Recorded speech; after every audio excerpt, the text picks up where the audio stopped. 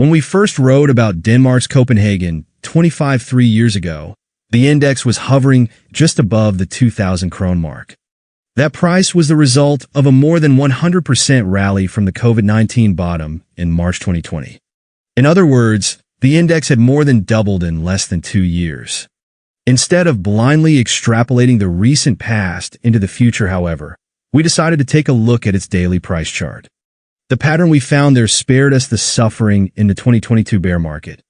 We shared this chart with readers exactly 3 years ago, on November 18, 2021. It revealed that a 5-wave impulse pattern marked 1, 2, 3, 4, 5 had emerged from the 2020 bottom. According to the Elliott wave theory, a 3-wave correction follows every impulse.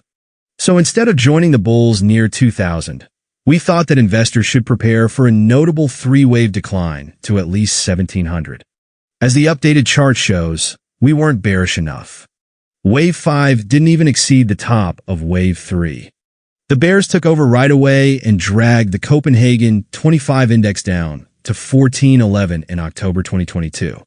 That 30% bear market took the shape of a simple ABC zigzag correction with a leading diagonal in the A wave.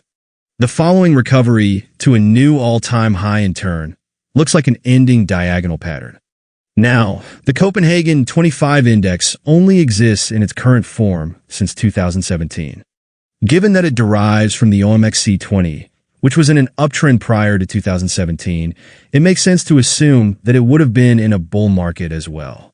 This allows us to put the post-COVID recovery into bigger Elliott wave context. It fits into the position of Wave 3 of a 5-wave impulse marked 1, 2, 3, 4, 5 in Roman numerals. Wave 2 was an expanding flat correction, whose Wave C stands for the COVID-19 crash. The 2022 bear market is then labeled as Wave 4, and the ending diagonal pattern, whose lower line has just been broken, must be the 5th and final wave.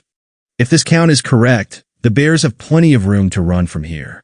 Just as the post-COVID impulse pattern was followed by a 3-wave correction, so should be the case with this bigger one on the weekly chart.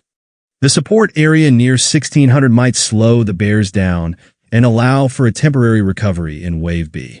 It should not be seen as a buy signal, though, because Wave C should then drag the price to roughly 1400 again, maybe even lower.